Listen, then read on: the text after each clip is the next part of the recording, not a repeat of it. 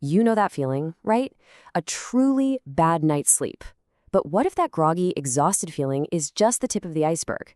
Today, we're going to pull back the curtain and dive into the hidden and honestly pretty complex world of sleep disorders. Let's get into it. So, has this ever happened to you?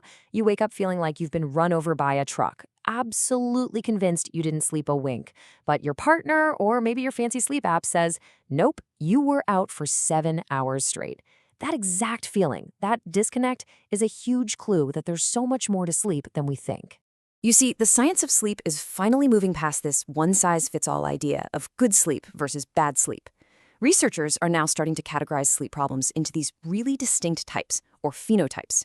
And it turns out each one has its own unique fingerprint. So what on earth is a phenotype? It sounds complicated, but it's not. Just think of it like this. If insomnia is the big general category, like ice cream, then the phenotypes are the specific flavors, chocolate, vanilla, strawberry. It's a way to describe the distinct measurable traits of a condition, which, as you'll see, is absolutely crucial for figuring out what's really going on. Okay, so let's tackle the most famous sleep disorder of them all, insomnia. It turns out it's not just one single thing. There are at least two very, very different experiences happening under that same umbrella term. And this is where it gets fascinating. On one side, you've got what's called sleep misperception. This is that classic, I feel like I was awake all night scenario. Your brain is telling you you're not sleeping, even when sleep studies show you you're getting pretty normal rest. It's almost like your internal sleep sensor is on the fritz. But then, on the other side, you have objective short sleep duration. This is totally different. This is when you verifiably are not sleeping enough. Your body is physically in a state of hyperarousal. Your nervous system is basically stuck on the on position, making it impossible to get deep, restorative rest. And that brings us to a really important number, less than 6 hours. This is often the clinical line in the sand for that second, more severe type of insomnia. It's not just a feeling anymore. It's a measurable physiological lack of sleep, and it's tied to much more serious health problems down the road. All right, let's switch gears from insomnia, because sometimes the problem isn't that you can't sleep, it's that your body wants to sleep at completely the wrong time.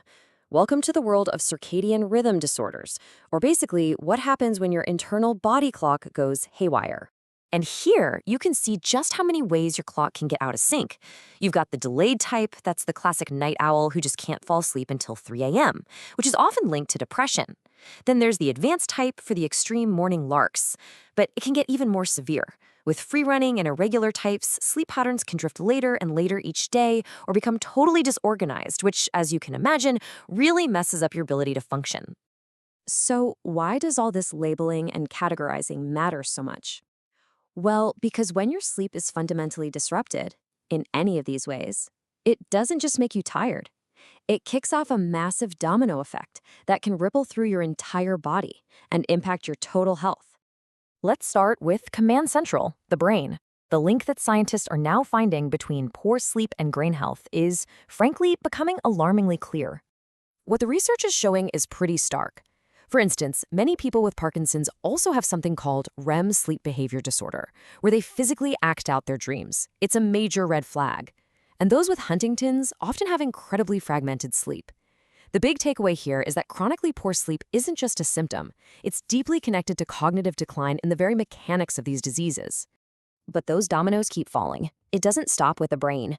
Next, it hits our cardiovascular system. A struggling sleep cycle puts a direct and dangerous amount of stress on your heart.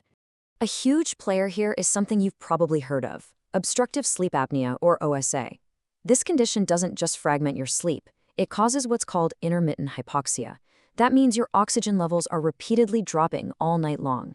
Just think about what that does. It's like forcing your heart and body to run a marathon every single night, putting an immense strain on your entire cardiovascular system. And finally, there's the connection we all feel intuitively, the link between how we sleep and how we feel. The mind connection is incredibly powerful, and it often works as a really nasty, vicious cycle. It's no surprise that depression and anxiety are deeply tangled up with both insomnia and messed up circadian rhythms. When you're not getting good sleep, especially good REM sleep, it becomes so much harder to regulate your emotions, and that in turn affects everything: your focus, your mood, your entire quality of life. It all just spirals. So when you put all of these pieces together, it becomes crystal clear that we have to completely rethink what rest even means for our health. This isn't just passive downtime. It is an active, fundamental biological process we can't afford to ignore. So here is the core message, the one thing to take away from all this. Sleep is not a luxury. It's not an indulgence you can catch up on over the weekend. It is an absolutely critical, non-negotiable pillar supporting the health of your brain, your heart, and your mind. And so I'll leave you with this to chew on. If we know that these specific, measurable sleep patterns are so tightly linked to such serious health conditions, just imagine what a routine sleep checkup could actually prevent before it ever even starts. It's a pretty powerful thought for the future of medicine, right?